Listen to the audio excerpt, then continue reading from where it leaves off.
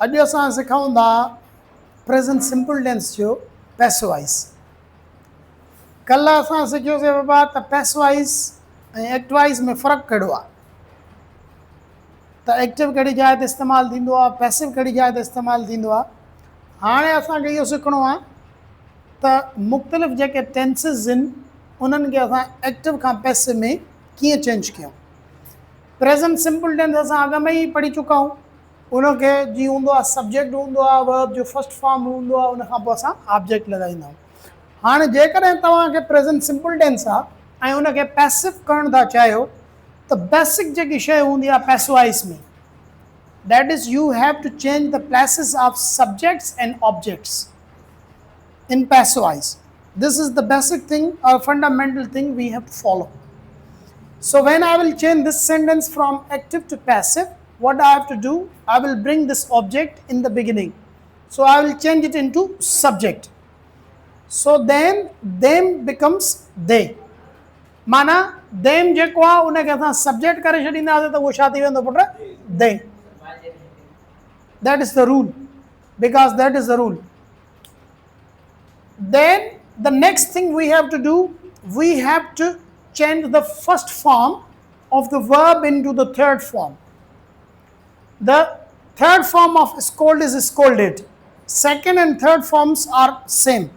Scolded, but besides this you have to add to be verb.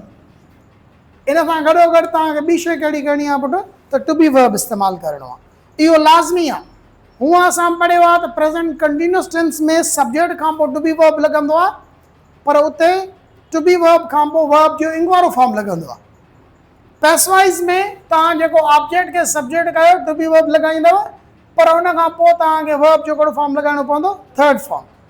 जॾहिं to be verb खां पोइ third form लॻल हुजे त सम्झो त इहो छा आहे, पैसिवाइज़ आहे। ठीकु आहे। ऐं उन खां पोइ सब्जेक्ट खे तव्हां चेंज कंदव ऑब्जेक्ट में, त ही जो जेको ऑब्जेक्ट केस आहे उहो छा आहे, हिम आहे। देन यू विल यूज़ बाय, पर ज़रूरी न आहे त हर जाइ ते तव्हां बाय लॻायो। Mostly it happens in most of the cases when we change the subject into object we use by.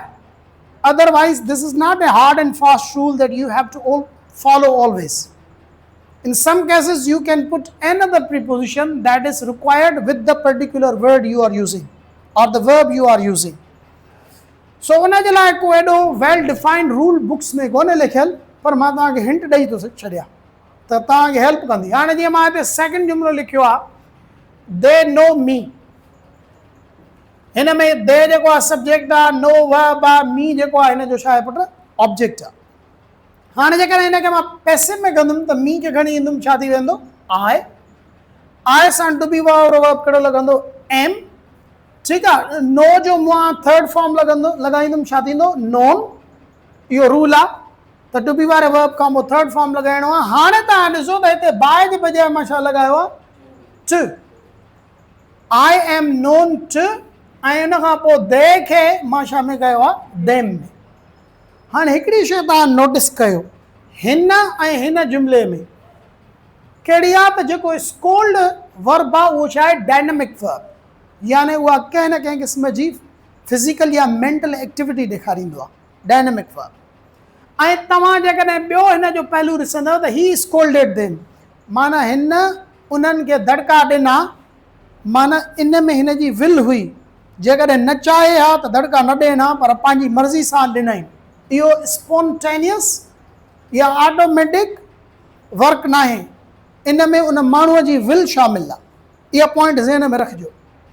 हाणे मां ऐं जेकॾहिं न चाहियां त न करे हा, माना न चाहींदो त हिननि खे दड़का न ॾींदो, पर ॾियणु चाहे त ॾींदो। दे नो मी, उहे मूंखे सुञाणींदा आहिनि। हाणे जेकॾहिं उहे मूंखे सुञाणींदा आहिनि त इन्हनि सुञाणणु ॼाणी वाणी शुरू कयो आहे मूंसां, या इहो थी वियो आहे कमु। This is spontaneous and not a deliberate action.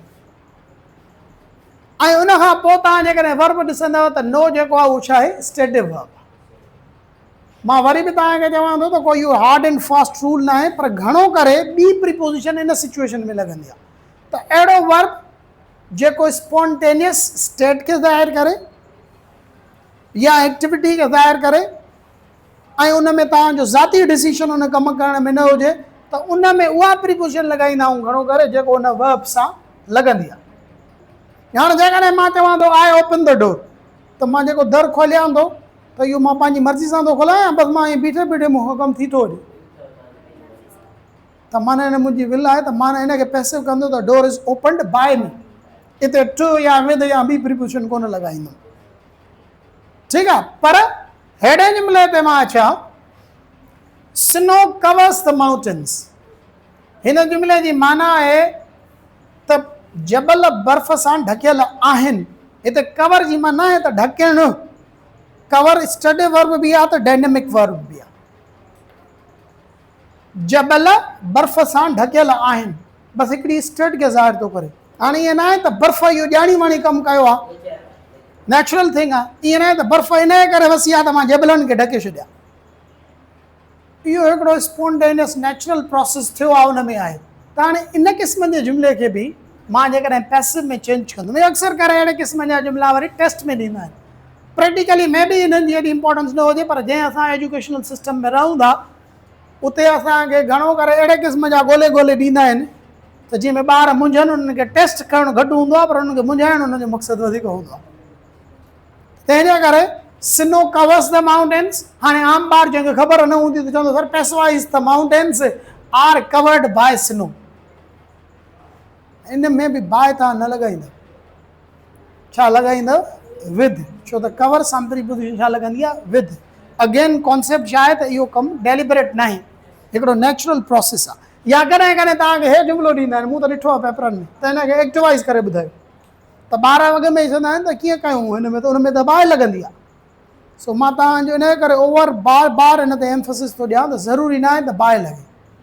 So the mountains are covered with snow, instead of putting by I have used here with.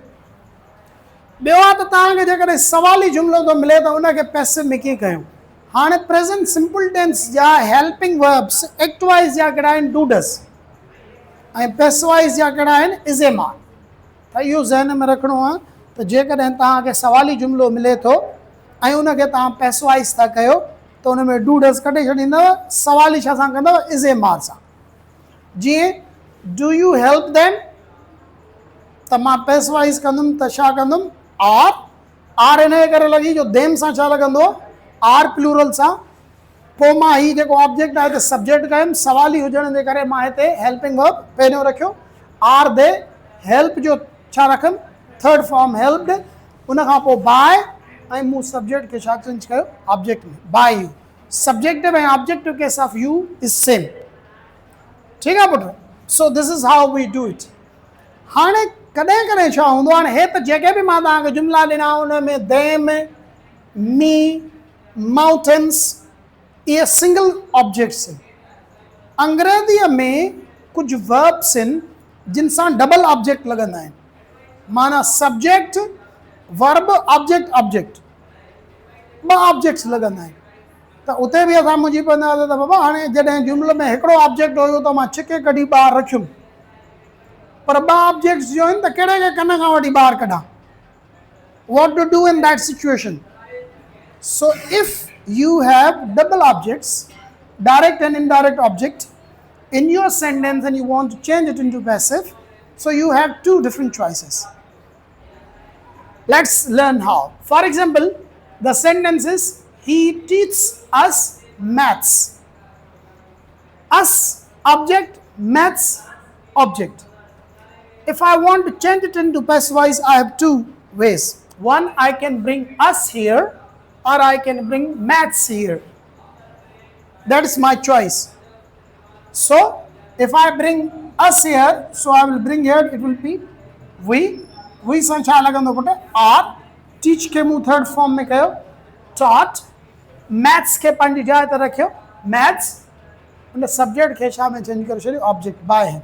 So we are taught maths by him. पर जेकॾहिं मां maths खणी ईंदुमि the maths, no doubt it is written plural but it is considered singular. अंग्रेज़ी जा कुछ nouns अहिड़ा आहिनि जेके लिखबा त प्लूरल आहिनि पर हूंदा सिंगुलर आहिनि। मैथ्स पोइ मां छा लॻाईंदुमि इज़ टीच जो थर्ड फॉर्म taught, पोइ अस जे साम्हूं वरी मूंखे छा लॻाइणो पवंदो to, छो त इहो तव्हांखे अॻ में ख़बर हुई आहे त जेकॾहिं मां मैथ्स खे हेॾे खणी अचां अस खे हेॾे खणी वञा त छा थींदो ही टीच मैथ्स टू अस, ईअं थींदो आहे। त इन द सेम वे हिते मूंखे प्रीपोजिशन लॻाइणी पवंदी। So we are maths is taught to us by him. ही आहे तव्हां प्रेज़ेंट सिंपल जो जुमिलो कीअं एक्टिव खां पैसिव में चेंज करे सघो था।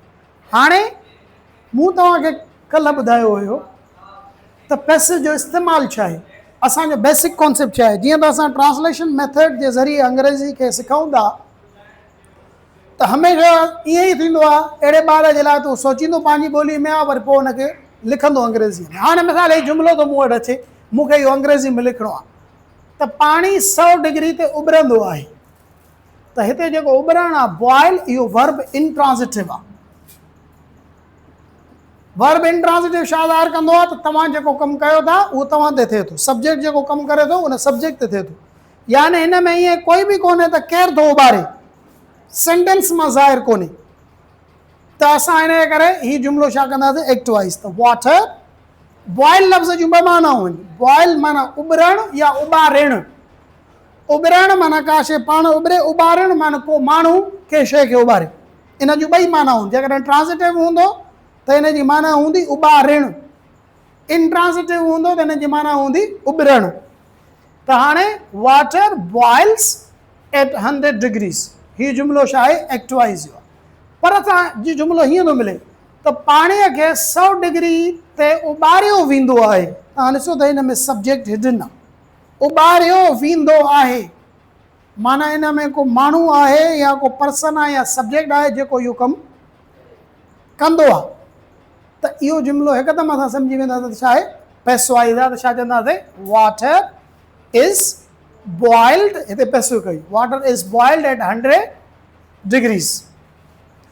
उन खां पोइ मुंहिंजो ॿियो जेको जुमिलो आहे उहो आहे उन्हनि खे ड्रेजारियो वेंदो आहे, माना ड्रेजारींदड़ केरु हूंदो आहे, को ॿियो माण्हू, सब्जेक्ट कोन्हे, हिडन आहे। पैसिव जो बेसिक कॉन्सेप्ट इहो आहे त असां हुते इस्तेमालु कंदा आहियूं जिते को कमु थिए ऐं सब्जेक्ट न हुजे। ड्रेजारियो वेंदो आहे, सब्जेक्ट कोन्हे त असां छा चवंदासीं दे आर स्केयर्ड।